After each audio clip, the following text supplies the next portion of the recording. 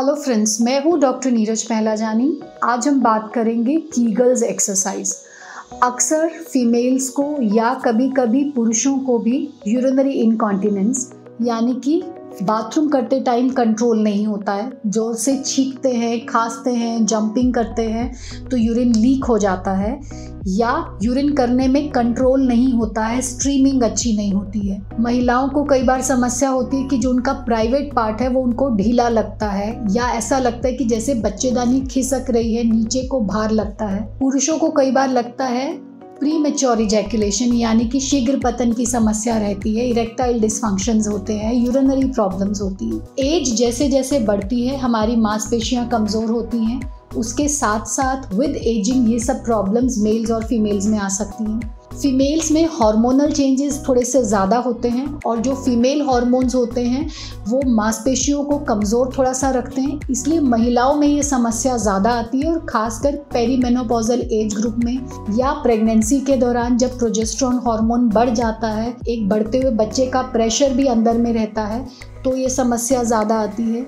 या वो पुरुष महिलाएं जिनको किसी वजह से पेट में प्रेशर बना रहता है, जैसे कि कब्जी उनको ज़्यादा रहती है तो लेट्रिन के समय पे जोर लगाते हैं, या फिर उनको दमा है, अस्थमा है जिसकी वजह से उनको खांसी लंबे टाइम तक रहती है, वज़न बहुत ज़्यादा है। मेल्स अगर हैवी वेट लिफ्टिंग करते हैं तो ये प्रॉब्लम जिसे हम बोलते हैं पेल्विक फ्लोर की प्रॉब्लम वो बढ़ जाती है। पेल्विस की मांसपेशियां कमज़ोर हो जाती हैं। पेल्विस में महिलाओं के अंदर गर्भाशय यानी कि यूट्रस, आगे पेशाब की थैली और पीछे लेट्रिन का रास्ता रहता है, इसलिए इन तीनों एरिया में प्रॉब्लम आ सकती है।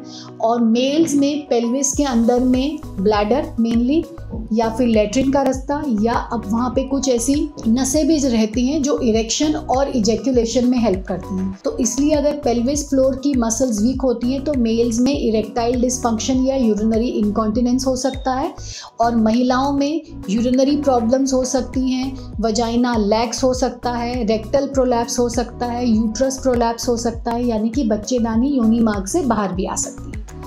तो इन सब से बचाव ज़रूरी है क्योंकि ये उम्र संबंधित बदलाव है, मांसपेशियों की कमज़ोरी की वजह से होता है ज़्यादातर केसेस में। हाँ, कभी कभी कुछ बीमारियों के चलते ये चीज़ें टाइम से पहले आ जाती हैं। तो इसमें जो सबसे ज़रूरी एक एक्सरसाइज है, अगर आप वो करते हैं, बहुत सिंपल सी एक्सरसाइजेज हैं, तो हम इन पेल्विक फ्लोर रिलेटेड डिसऑर्डर से बच सकते हैं।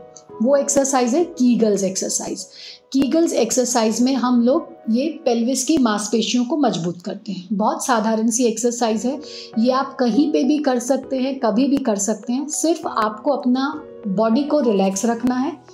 और फीमेल्स अगर आप हैं तो वजाइना यानी कि आपके योनि मार्ग को पहले थोड़ा सा ढीला छोड़ना है, फिर आप उसको स्क्वीज़ यानी कि सिकोड़ेंगी। जितनी देर सिकोड़ सकती हैं सिकोड़ करके रखिए, फिर ढीला छोड़िए। तो लगभग ये 15-20 सेकंड की एक साइकिल रहेगी। Squeeze, hold, release, squeeze, hold, release.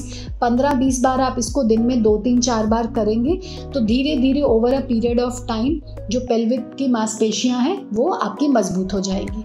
और इसी तरीके से पुरुषों में भी कीगल्स एक्सरसाइज करी जा सकती है कि उनको एकदम रिलैक्स होकर के रखना है। अपने पेट की मसल्स को, अपनी कमर को एकदम ढीला रखिए, रिलैक्स करिए।